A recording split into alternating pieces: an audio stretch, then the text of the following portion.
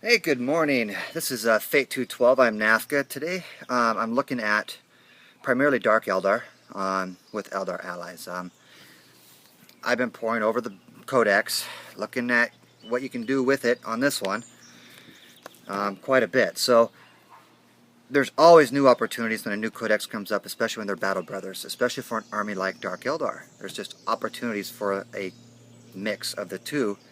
And when you start finding out how things mix together well, then it's a matter of deciding, hey, which one of these is going to be my primary, which one's going to be my secondary, and that's how I go about it. Um, I want to talk first of all about the Harlequin Death Star that used to be around. Is a Death Star unit still around? Of course it is. In fact, I think it's gotten better. Okay, are Harlequins the right answer for it? You can do Harlequins with it. It's not a bad option. It really is not. Because you're limiting your firepower as people come in. So when you're moving across the field, granted you're going to eventually lose your Shadow Seer, but that's okay because you can live in the perils or whatnot.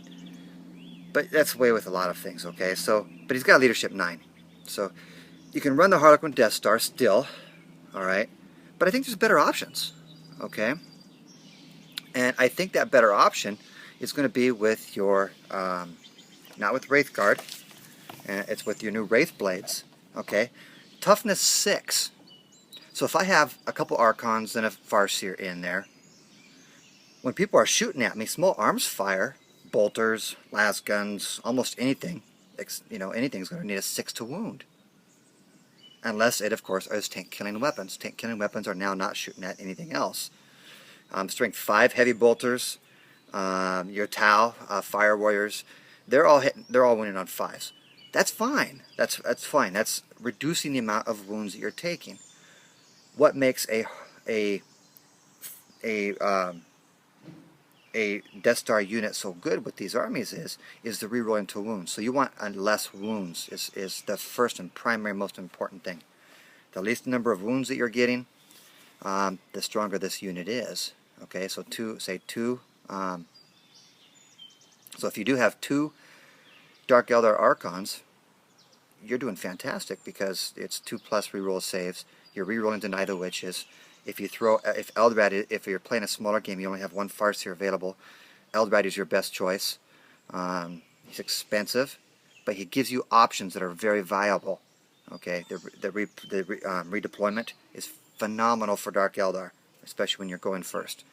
But he also gives you 4 power, psychic power 4. So your Deny the Witches are 4+. You can re-roll those with Fortune up. And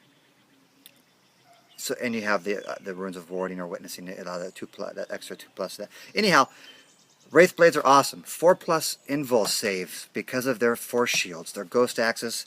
They're going to get where they need to go. The only thing that you lose is fleet. You don't get to re-roll your run roll.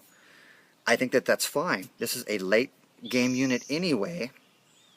And I don't mind not getting my rerolls on that, especially for the durability of that. That's just fantastic, okay? So I like that a lot. So I'm going to say that's the way to do your new Death Star units. Other things that I like. Spirit Seers in the Dark Eldar army. Primaris Power, Conceal, okay? 2+ to your saves. I'm using a lot of Aegis Defense lines with my Dark Eldar. Why? Because, first of all, I need the anti-air. But also because they can sit behind them and get the 4+ saves. Okay, that's fantastic for Dark Eldar, who have a 36-inch range with their splinter cannons from the ground. I use a lot of infantry for my splinter cannons because the pain tokens are so important. Venom spam is great.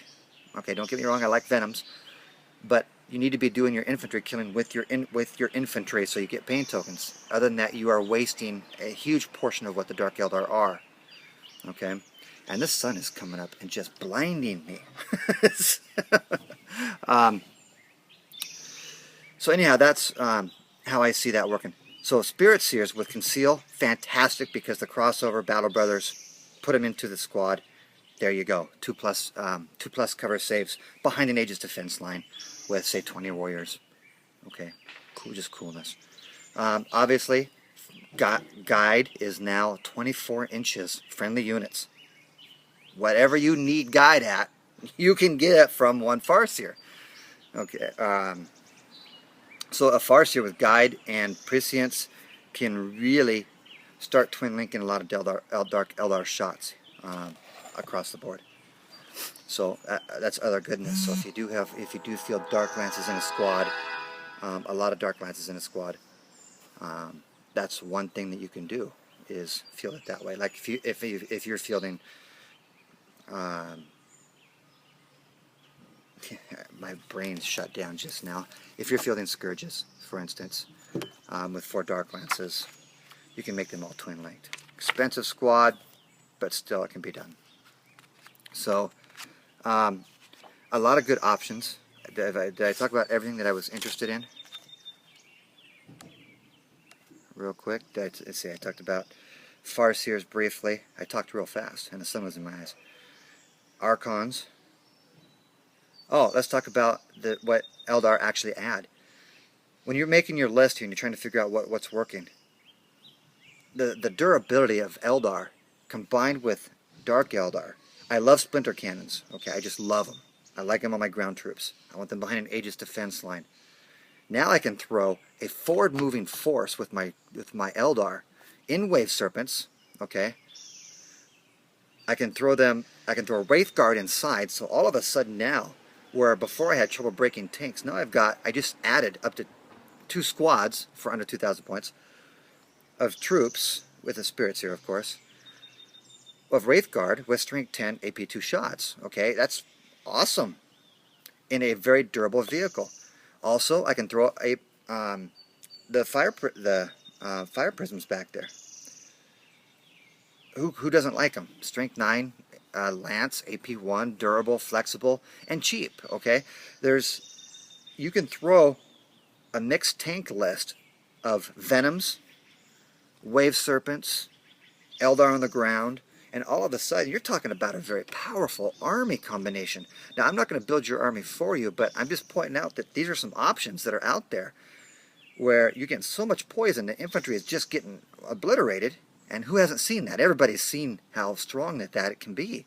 And then you're talking the strength of the Falcon, of the Wave Serpents, undeniably strong. And you're talking fire prisms, combined with Ravagers or whatever else you're using. There is some very strong potentials here for a Dark Eldar army, and mixing the two. It's just a matter of what you like where. I love Trueborn with splinter cannons. So that's the direction I like to go, and that's what makes me feel like Dark Eldar are my strongest. I've said a lot within a short amount of time, because I don't know what I meant to go into this morning specifically. So these are just all off the top of my head what I have been actually personally looking at in the Dark Eldar / Eldar allied combinations for games. So, and there's more out there. There's a lot more I've been digging into that's on my paperwork that I did not bring out with me this morning. So I'll be talking about those later. This is Fate 212. I'm Nafka. I've got to go out and enjoy some of this day. It's an early Monday morning. I've got some work to do here a little bit later, and so I'll be doing some more. So, talk to you soon.